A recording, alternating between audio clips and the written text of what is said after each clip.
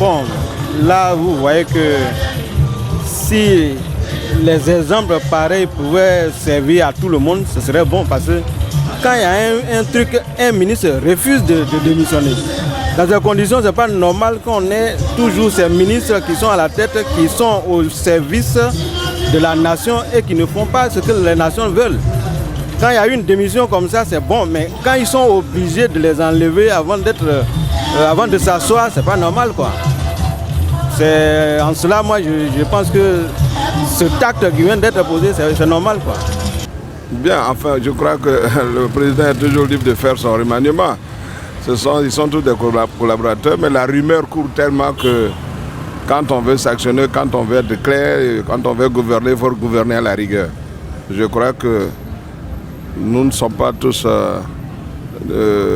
faisons pas partie du bois sacré, mais quand on dit qu'il y a eu détournement d'argent par rapport à la prime des joueurs et qu'on prend des sanctions à partir de petits, c'est tout à fait que le responsable soit aussi sanctionné. Je crois que le remaniement, c'est un remaniement pour apaiser les Ivoiriens. Pour qu'on sache qu'effectivement le président de la République fait un bon travail et quand il trouve que quelque part c'est mal fait, il faut qu'il s'actionne. Bien, juste au niveau de M. Amicha, je crois que c'est aussi reconnaître un peu la valeur de Amicha.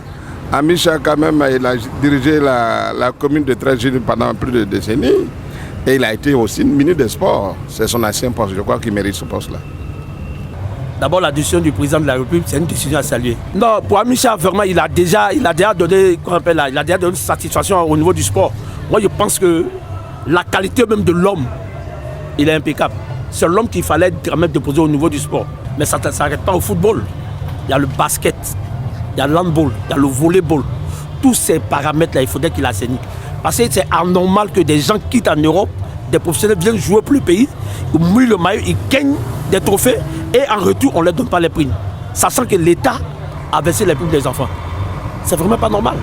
Donc il a qu'à aller encore un peu plus loin, assainir dans le basket, comme je l'ai dit tout à l'heure, dans l'handball, dans les autres sports. Il a qu'à tout assainir. Et que les brebis galeuses là, il est temps. C'est pas comme le passé où ils faisaient ce qu'ils veulent et puis on laissait. Maintenant on arrive à un stade où quand tu fais une bêtise, il faut les écarter, puis il faut les mettre où on doit les mettre. Voilà, ça j'ai remercié le président de la République pour ce qu'il a fait. Je suis très heureux du président de la République, Alassane Ouattara. Moi je dis que c'est une décision d'homme. Parce qu'au sein d'un gouvernement, quand il y a des voleurs parmi, il faudrait que ça entache le travail du président de la République. Ça fait que le président de la République n'arrive pas à travailler. Depuis fort longtemps, en ce qui concerne les primes des éléphants, ça peut durer très longtemps. Mais aujourd'hui, je ne sais pas comment féliciter le président de la République, mais je lui dis bravo qu'il continue dans cette lancée-là. Vraiment, il a fait un travail d'homme, un travail de gouverneur, qui continue comme ça. Il y a encore d'autres brebis galeuses qui sont encore cachées au sein des ministères qui sont en train de voler l'argent des honneurs citoyens, qui se cassent la tête pour pouvoir obtenir les salaires, les primes, ils n'arrivent pas. Il n'est qu'à poursuivre, creuser jusqu'au plus profond des choses pour pouvoir démanteler ce réseau de voleurs-là qui est encore d'Ivoire ici dans les ministères.